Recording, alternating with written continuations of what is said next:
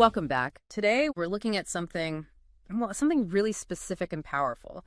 It's an idea from a daily devotional, Rhapsody of Realities by Pastor Chris, about the absolute necessity of what it calls the consciousness of righteousness. Exactly. And what's so interesting is that the core idea isn't just what you believe, but how you hold that belief. The source is very clear that for these principles to work, it all comes down to your state of mind. Right. And it all seems to hinge on a single passage from 1 Corinthians. Awake to righteousness and sin not. That's the one.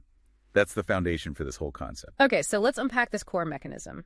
The devotional it's really assertive. It basically claims that until you are actively, internally conscious of your righteousness, it will not work for you. Which suggests belief isn't quite enough on its own. It has to move from being just a fact to being a psychological reality. So what does righteousness conscious actually mean then in practical terms? Well, the source defines it as this constant awareness that you are justified, you're cleansed, and that you are completely accepted before God. Justified. So like standing before a judge with no accusation, no shame left. Precisely. It's an absolute internalized sense of worthiness. It has nothing to do with how you performed yesterday. And this is where it gets, I think, really revolutionary for a person's identity. Yeah. The devotional is telling you to just tear up your old ID card. Yeah. It says, and this is a direct quote, "You're not a sinner saved by grace. You're a new creature in Christ Jesus." And that call to awake to righteousness is literally a command to wake up to that new identity. It's a complete shift in your self-perception. A shift that's supposed to have immediate effects. It has to. Yeah. Because the source connects it directly to that idea that old things have passed away and all things have become new. So when you really embrace this, not just intellectually, but consciously, then guilt and fear lose their power over you. That's the immediate benefit. They can't control your actions anymore. So if that's the internal change, how does it start to show up on the outside in daily life? The devotional promises this awareness gives you what was the phrase?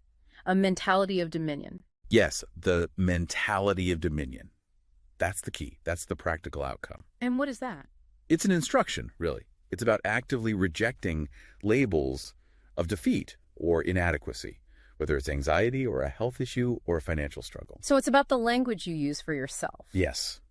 The source specifically tells the listener not to say things like, "I'm just an ordinary person trying to please God." That's fascinating. So it's rejecting that kind of self-deprecating humility. It is. The required mindset is to actually see yourself as the righteousness of God.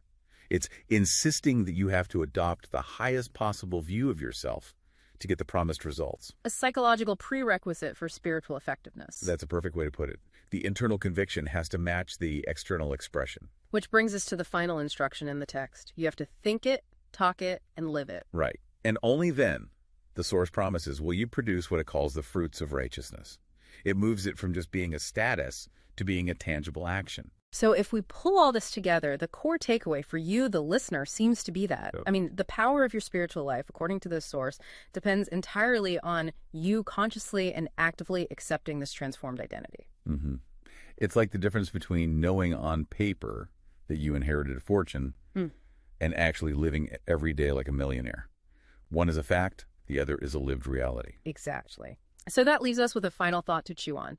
If thinking, talking, and living this way is what produces the fruits, then what real difference is this text suggesting exists between just a mere belief, just knowing the fact, and that true conscious awareness that actually fuels the action? Well, definitely something to explore further. Let that truth sink in and transform things. Absolutely. It's a rich truth worth meditating on. We trust you were blessed by this episode. To gain unlimited access to Rhapsody of Realities by Pastor Chris, please download the Rhapsody app using the link myapp.rhapsodyofrealities.org. God bless you.